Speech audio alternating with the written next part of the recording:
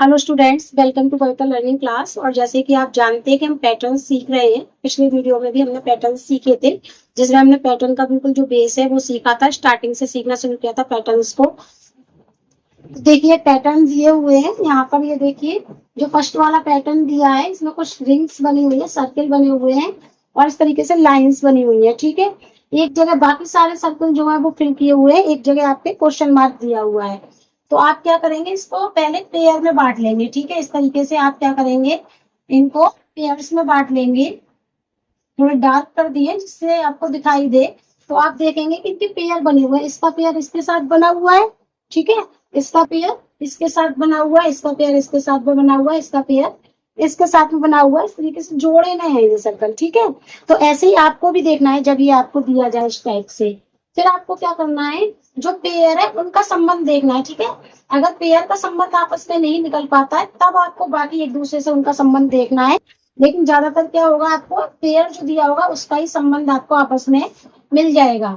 तो देखिए जैसे मैंने ये वाला सेंटर वाला पेयर पकड़ा है, तो यहाँ 7 है और यहाँ 70 लिखा है। तो आपको दिखाई दे रहा है कि 7 10 या 70 होता है, यानी कि 7 के टेबल में 10 बार में 70 आता है। तो इसमें आपस में सीधा सीधा संबंध है कि 7 10 या 70। तो आप 4 वाले को देखते हैं, यहाँ 40 लिखा है, तो ये भी है 4 10 या 40।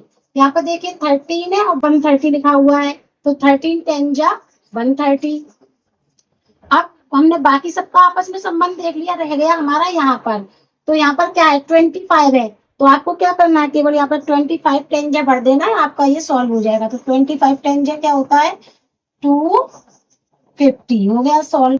ठीक है, इसी तरीके से आपको जितने भी दिए हो इस टाइप के, आप उसे सॉल्व करके देख सकते हैं, बहुत आसानी से सॉल्व हो जाएगा। आप इसको ध्यान से देखिए, इन तीनों में तो अगर आप ध्यान से देखेंगे तो ये तीनों एक ही टेबल के हिस्से हैं, यानी एक ही पाड़े में आते हैं, पर ये सेंटर वाला नहीं आता फिर। ठीक है, तो अब हमें क्या करना है, इसको दूसरे तरीके से सोच के चलना है।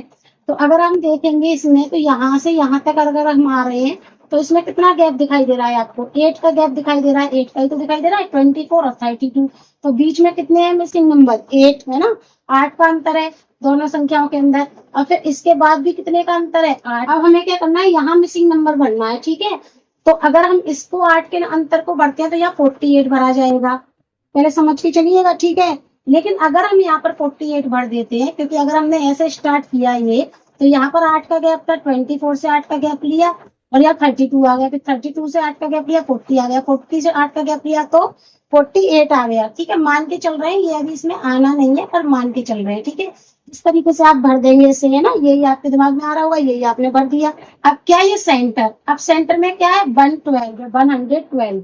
तो 112 फिर कैसे आ गया इसमें। ठीक है, तो अगर आप देखेंगे, 8 को मिटा देते हैं हम, तो बीच में सेंटर में जब ये नंबर भरा हुआ है तो 8 का गैप तो किसी से भी नहीं है उसमें, और जितने भी 8 है यानी कि 4 गैप है, 4 जगह हमने 8 लिखे होंगे, तो अगर उनको भी इसमें प्लस कर दिया जाएगा तब भी ये 112 नहीं बनेंगे।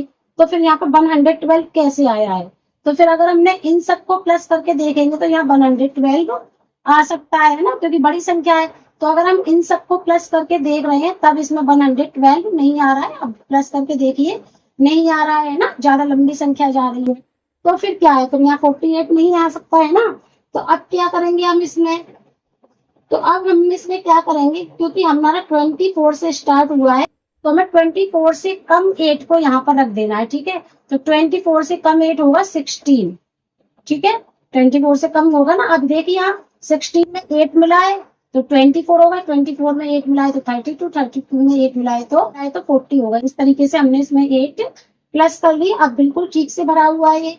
अब इन सारी डिजिट्स को अगर हम प्लस कर लेंगे तो हमारा 112 आ जाएगा। आप देखिए करके, तो इन सारी डिजिट्स का हमने प्लस कर दिया आपस में, तो हमारा सेंटर वाले जो नंबर है वो हमारा निकल के आ गया। ये वाला पैटर्न, अब ये वाला पैटर्न सॉल्व करते हैं हम।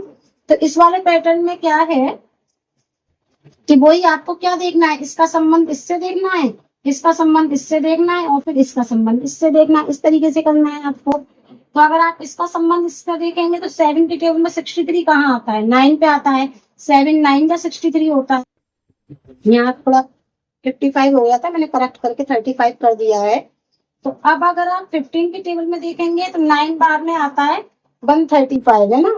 अब इसी तरीके से आपको यहाँ का जो है पूरा करना है, यानी कि 31 का टेबल 9 बार पढ़ना है और फिर ये फिल हो जाएगा आपका। तो 31 9 जा होता है आपका 279। तो आप यहाँ पर 279 लिख देंगे। अगर आपको टेबल नहीं आता है तो 31 इस तरह से आप करके देख लेंगे मल्टीप्लाई, ठीक है, तब भी आपका आंसर निकल जाएगा। 9 1 जा 9 और 9 3 जा या 3 9 जा कैसे भी कर लेंगे, आपके 27 हो जाएगा। तो वह आपका 279 जो आपने इसमें भर दिया है, ठीक है। ये वाला पैटर्न और इसी टाइप के और पैटर्न हम नेक्स्ट वीडियो में सॉल्व करना सीखेंगे। वीडियो पसंद आए हो तो वीडियो को लाइक करें, चैनल को सब्सक्राइब करें।